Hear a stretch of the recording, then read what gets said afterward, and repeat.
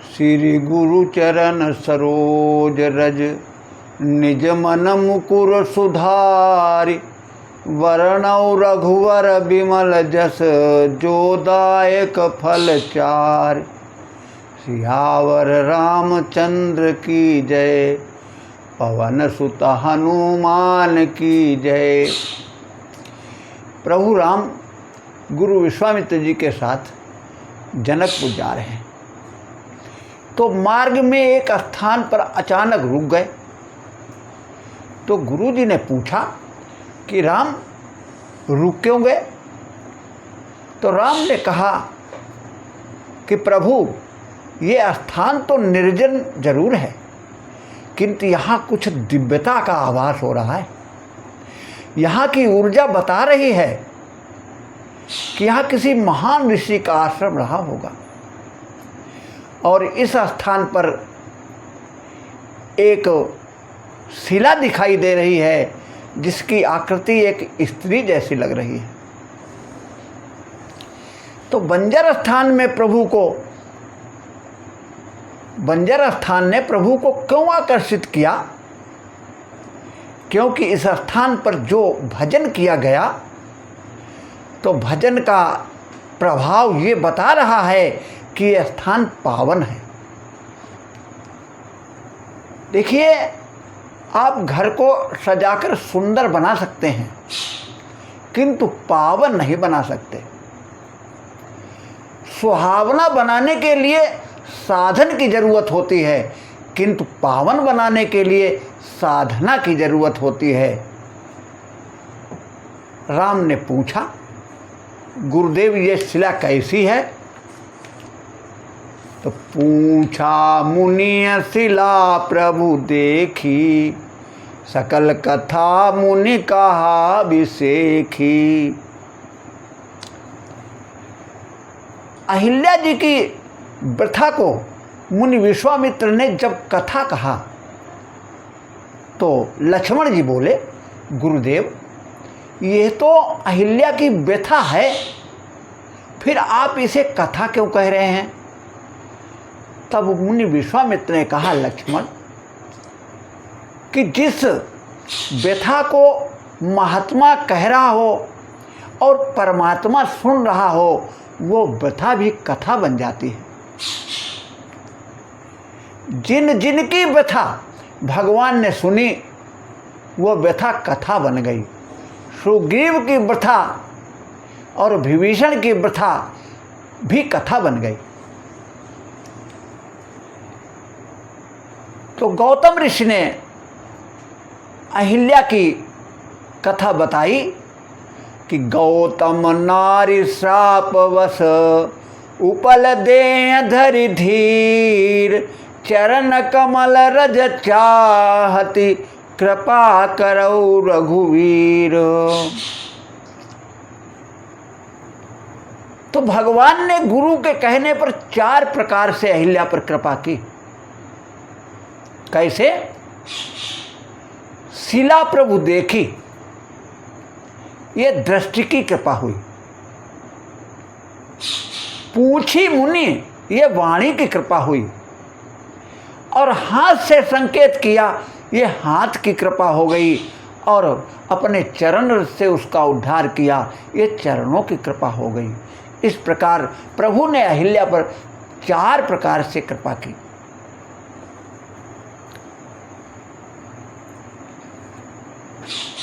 प्रभु ने विश्वामित्र जी से कहा, गुरुदेव आप कह रहे हैं कि इसको चरण रज की जरूरत है, तो आपके होते हुए हमारे चरणों की क्या कीमत?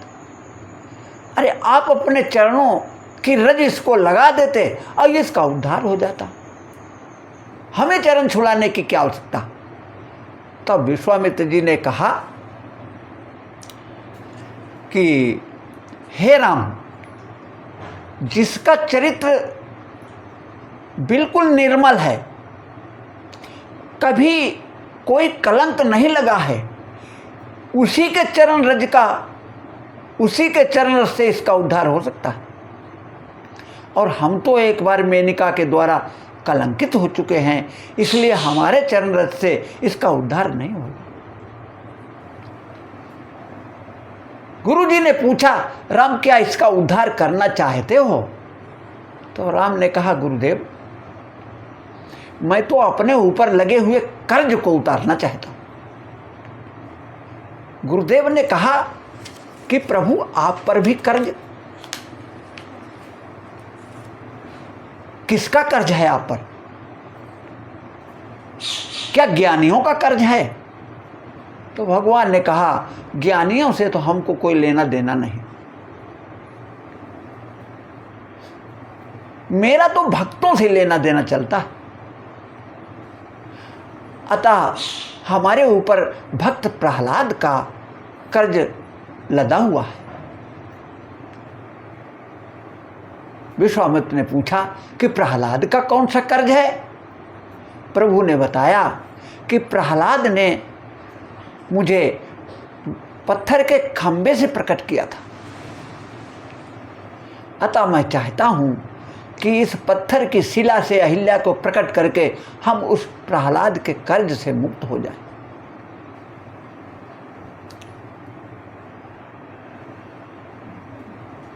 तो विश्वामित्र जी ने कहा, तो ठीक है, अहिल्या तो चरण चाहती है, तो इसको चरण छुला दो।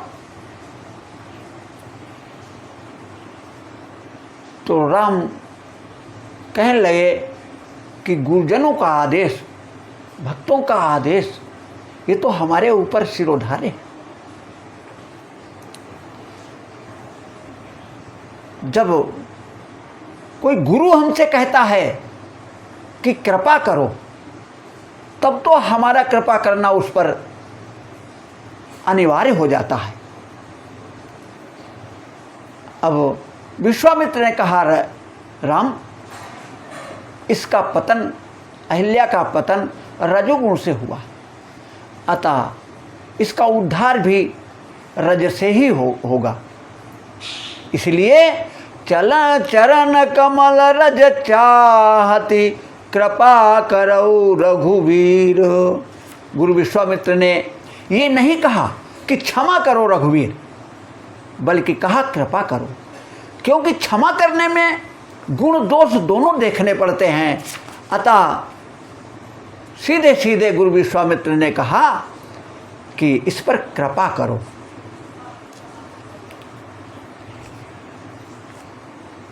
अब भगवान अपने भक्तों की बात कैसे मानते हैं, इसका एक उदाहरण हम रख रहे हैं यहाँ पर कि एक बार एक सेठ बाबा तुलसीदास जी के पास गया और कहने लगा कि बाबा हमारे कोई औलाद नहीं है, मैं चाहता हूँ कि आप हमें एक बच्चे का आशीर्वाद दें जिससे हमारा वंश चल सके। बाबा तुलसीदास जी ने कहा कि तुम थोड़ा रुको, अभी आरती हम करने जा रहे हैं और वहाँ प्रभु की छाया आएगी आरती में, तो हम उनसे पूछ के तुमको बताएंगे। शाम हुई, आरती का समय हुआ, गोस्वामी तुलसीदास ने भगवान की आरती की और आरती में प्रभु की छाया आ गई। तो गोस्वामी तुलसीदास ने अपनी बात रखी कि प्रभु एक सेठ आया है, उसके कोई औलाद नहीं है, अब वो औलाद चाहता है, तो उसके लिए क्या आदेश है? तो भगवान राम ने कहा कि इसके तो 7 जन्म तक औलाद नहीं है, 7 जन्म तक औलाद नहीं, तो फिर इसे औलाद कहाँ से मिलेगी? तुलसी बाबा वहाँ से आए और कहा, सेठ तुम्हें तो 7 जन्म तक औलाद नहीं मिलनी है, इसलिए हम औलाद कैसे तुमको दे सकते हैं। वो रोता हुआ सेठ वहाँ से चला और मार्ग में एक संत मिल गए, किनाराम। उन्होंने पूछा, बच्चा क्यों रो रहे हो? तो सेठ ने बताया कि बाबा मैं तुलसीदास जी के पास गया था, हमारे कोई औलाद नहीं है और औलाद की याचना करने में गया था। लेकिन तुलसीदास जी ने हमसे ये कह दिया कि तुम्हारे 7 जन्म तक औलाद ही नहीं। तो अब हम निराश होकर के रोते हुए जा रहे हैं। तो किनाराम ने उसके 5 थप्पड़ मारे और कहा, जा तेरे 5 औलादें होंगी। समय बीत गया। 10 साल बाद वो अपनी 5 औलादें लेकर तुलसी बाबा के पास पहुंचा और कहा, प्रभु मिठाई खाइए, ये हमारे 5 औलादें हैं और आपने कहा था 7 जन्म तक औलाद नहीं होगी। आप झूठे और आपके राम झूठे। तुलसीदास को बहुत धक्का लगा और उन्होंने शाम को आरती के समय प्रभु से फिर पूछा कि हे प्रभु, उसके जब औलाद थी नहीं तो औलाद मिली कैसे? अब हमें आपने झूठा बना दिया। तब प्रभु ने कहा कि तुलसीदास जी, अगर आपने उसको आशीर्वाद दे दिया होता तो हमें उसका आशीर्वाद पूरा करना पड़ता। उस संत ने उसको आशीर्वाद दे दिया, इसलिए संत की बात हम नहीं काट सकते, इसलिए उसको औलाद देनी पड़ी। उसके जीवन में तो उसके 7 जन्म तक औलाद नहीं थी, ये बात सत्य है, लेकिन संत की बात हम नहीं काट सकते हैं। संत हमसे भी बड़े होते हैं। सियावर रामचंद्र की जय।